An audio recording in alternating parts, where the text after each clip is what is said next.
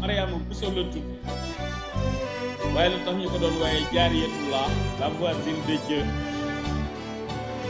mooy li mu nekkoon jàmmkat yàlla bu ñu xoolee ak dundam ak yi fi dund li mu màndaxe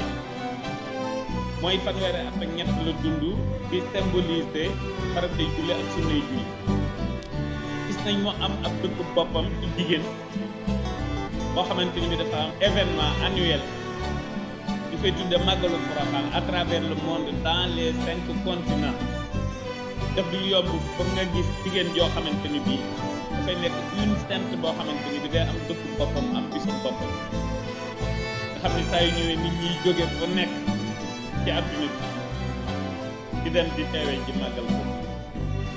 war naa ci ab murit di ko sant